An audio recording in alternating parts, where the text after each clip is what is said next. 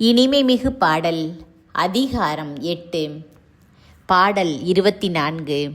தலைவி கூற்று. நீர் என் உடன்பிறப்பாக இருக்கக்கூடாதா?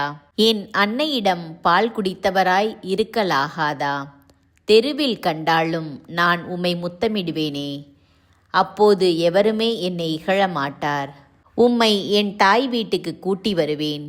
எனக்கு கற்றுத்தந்தவளின் மனைக்குள் கொணர்ந்திடுவேன். மணமூட்டிய திராட்சை ரசத்தை உமக்கு கொடிக்க கொடுப்பேன். என் மாதுளம் பழச்சாற்றை பருகத் தருவேன். இடக்கையால் அவர் என் தலையை தாங்கிக் கொள்வார், வலக்கையால் அவர் என்னை தழுவிக் கொள்வார். எருசலேம் மங்கையரே, ஆணையிட்டு கேட்கின்றேன், காதலை ஏன் தட்டி எழுப்புகின்றீர்? தானே விரும்பும் வரை அதை ஏன் தட்டி எழுப்புகின்றீர்? யார் இவள்? பாலை வெளியினின்று எழுந்து வருபவள். தன் காதலர் மேல் சாய்ந்து கொண்டு வருபவள் யார் இவள்? பாடல் 25. தலைவி கூற்று. கிச்சிலி மரத்தடியில் நான் உம்மை எழுப்பினேன். அங்கேதான் உம் தாய் பேறுகால வேதனையுற்றாள். அங்கேதான் உம்மை பெற்றவள் பேறுகால வேதனையுற்றாள். உம் நெஞ்சத்தில் இலச்சினை போல் என்னை பொறித்திடுக.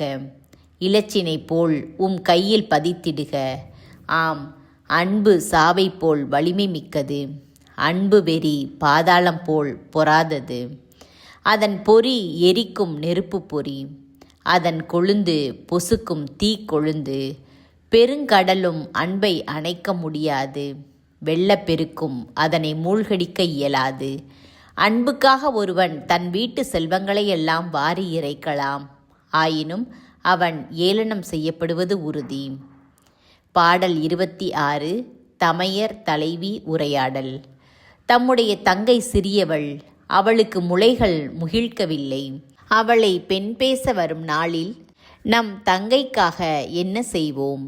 அவள் ஒரு மதிலானால் அதன் மேல் வெள்ளி அரண் கட்டிடுவோம். அவள் ஒரு கதவானால் அதனை கேதுரு பலகையால் மூடிடுவோம். நான் மதில்தான், என் முளைகள் அதன் கோபுரங்கள் போல்வன.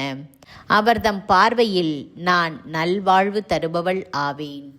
பாடல் 27. தலைவன் கூற்று. பாகால் ஆமோன் என்னுமிடத்தில் சாலமோனுக்கு இருந்தது ஒரு திராட்சை தோட்டம். திராட்சை தோட்டத்தை அவர் காவலரிடம் ஒப்படைத்தார். அதன் கனிகளுக்காக எவரும் 1000 வெள்ளிக்காசு கூட தருவார். எனக்குரிய திராட்சை தோட்டம் என் முன்னே உள்ளது. சாலமோனே, அந்த 1000 வெள்ளிக்காசு உம்மிடமே இருக்கட்டும். 200 காசும் பழங்களை காப்போர்க்கே சேரட்டும். பாடல் 28. தலைவன் தலைவி உரையாடல். தோட்டங்களில் வாழ்பவளே, தோழர் கூர்ந்து கேட்கின்றனர். உன் குரலை யான் கேட்கலாகாதோ? என் காதலரே, விரைந்து ஓடிடுக. கலைமான் அல்லது மறைமான் குட்டி போல நறுமணம் நிறைந்த மலைகளுக்கு விரைந்திடுக.